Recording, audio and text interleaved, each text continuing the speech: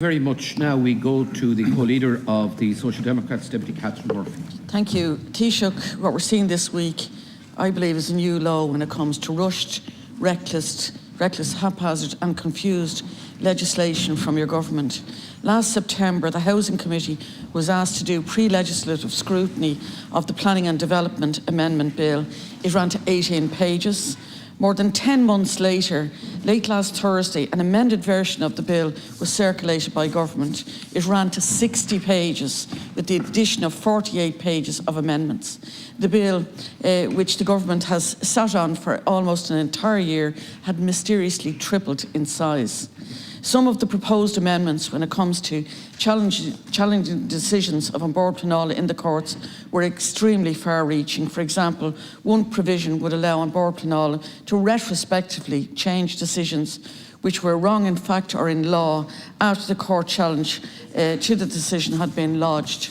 So a person or a group would take a High Court challenge, a highly onerous and expensive undertaking, and discover mid-proceedings that An Bord Pleanála had changed the decision the entire proceedings were based on. The Irish Examiner informed us this morning that particular provision has been withdrawn. He didn't bother telling the opposition that, and my colleague Cian O'Callaghan had to prize that information from the Minister of State in the Dáil this morning. Other changes to the manner in which the courts deal with planning challenges remain in the bill, along with a host of other problematic amendments. The fact that you would try to shoehorn these kinds of planning amendments into a bill that is supposed to deal with non-consequential issues when there are 3 separate investigations underway into An Bord Pleanála really beggars belief.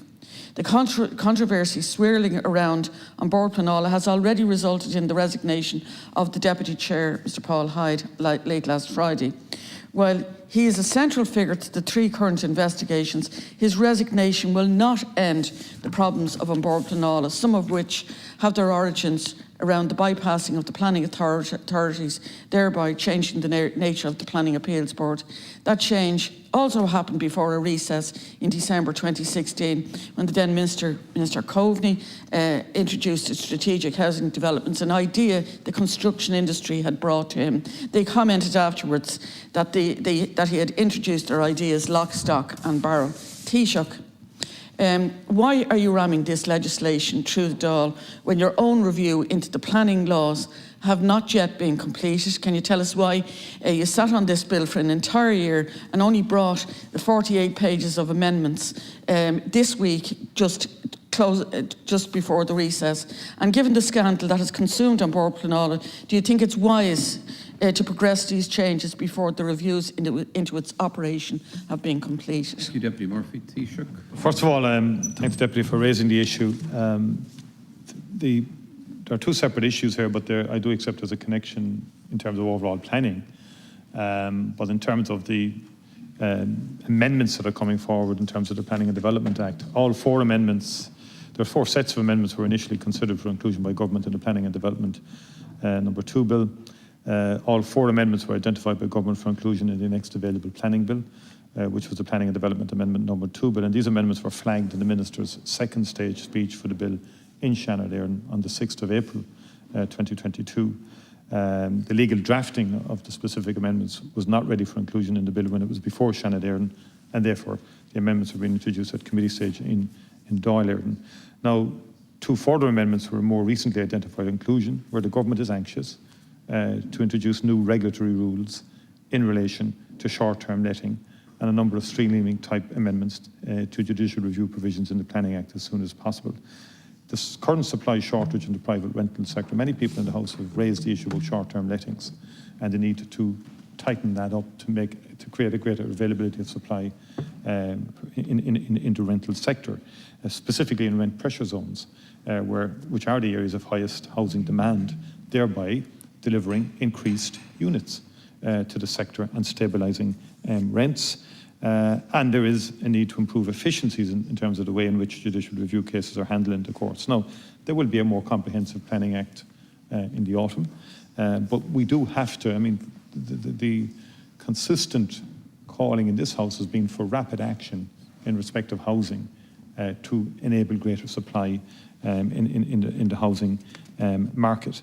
The department officials did brief members of the Shannon on the proposed amendments, except for the short-term letting one, on the 25th of May 2022, and laterally briefed the members of the Joint Oireachtas Committee on Housing, Local Government and Heritage on the proposed amendments on the 11th of July 2022 in advance of the committee stage in the Dáil on Wednesday, the 13th of July.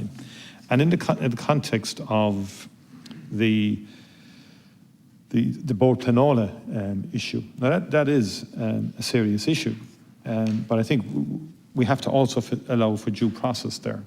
Now, the Minister has commissioned a review by Remy Farrell, Senior Counsel, into certain allegations made against an individual in relation to his previous role as APB Deputy Chairperson. The Senior Counsel is now due to report to the Minister by July the 29th, 2022. There is also, as you know, Bord Pleanála itself is undertaking its own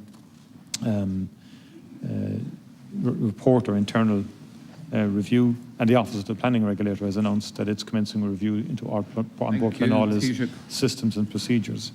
Ultimately also, we are going to consider legislation in respect time is up now. Thank you. How people are recruited, ordinary members are recruited into Bord Pleanála. Deputy Murphy.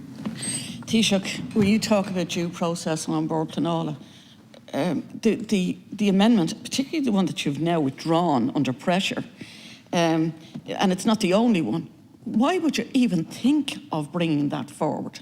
That you know, when you yourself talk about due process, that just beggars belief. This is not the way to properly deal with legislation.